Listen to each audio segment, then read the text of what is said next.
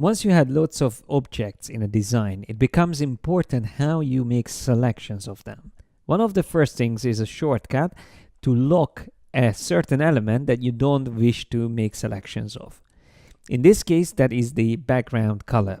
That's a filled rectangle or square, which I can just simply click on and then lock it from the object menu by choosing Lock Selection. Worth remembering the shortcut is Command or Control 2. So by using that option, I will never be able to select that square in the background, which makes it easier to select other items. So if I zoom a little bit closer, I can, for example, select this cloud quickly. Although it's made up of two separate parts, I can make a selection by creating a rectangular marquee selection like that. Now I can move it easily around. The same thing applies to this cloud. Here again, it's made up of two separate elements, which I could divide if I wanted to. But if I want to move them together, I can just select both and now move it easily together. If I want to select, let's say, the flower and the cloud together, I can do a selection on them. Now, as you can see, I can move them together at the same time. What if I wish to select the flower, this pin, and the cloud at the same time? If I make a selection like this, it will involve and include this outline as well, or that path, which I didn't want to move around. So in these cases, I can hold down the Shift key and click on that to remove it from the selection. So Shift click can add or remove from selections, and that's a very useful technique. I can also add this other cloud to the selection if I want to. Similarly to saving a view, you can also save a selection. If I go up to the select menu, there I can find save selection, and it is almost like grouping object, but without actually physically grouping them together. So it will just be very easy to load this selection back at any time later on. I'm just going to call it items and then deselect by clicking anywhere outside.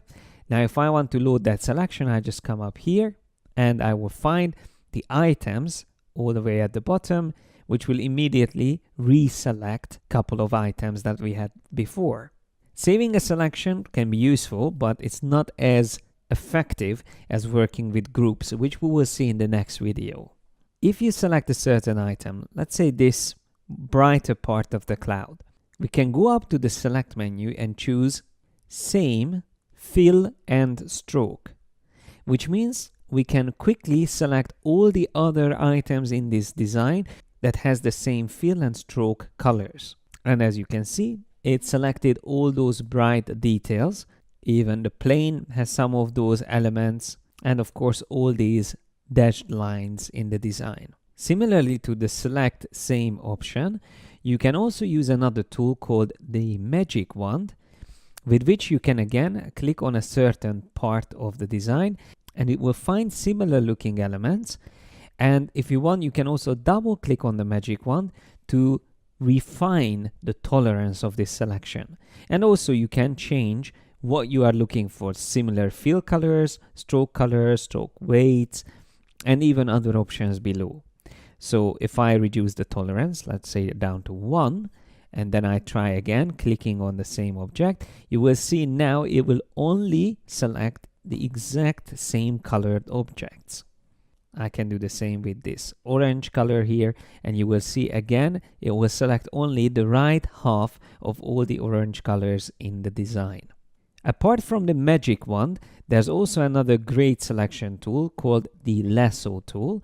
With this tool, you can make selections of objects by just drawing around them. So as you can see, if I wanted to select these objects very quickly, I could do that. And now if I want to move them around, I can do that. The only important thing about the lasso tool is that it works more like the direct selection tool, which means it will select only certain points of a design. So if I make a selection around this camera, for example, and select only half of it, that means only those points will be moved around, so not the whole shape. It really depends whether you then use the white arrow tool and start dragging these points around. You see it starts distorting the object. Or after the lasso tool, you switch to the selection tool and then start moving around your selection. because the black arrow or path selection tool will still switch to selecting the whole object.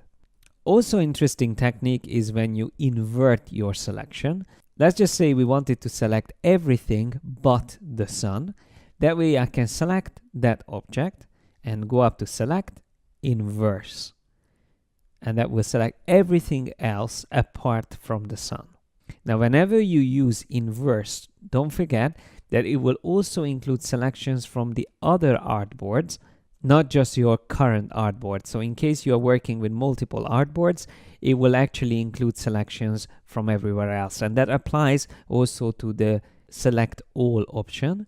But good to remember that you have a separate option to select all from your active artboard.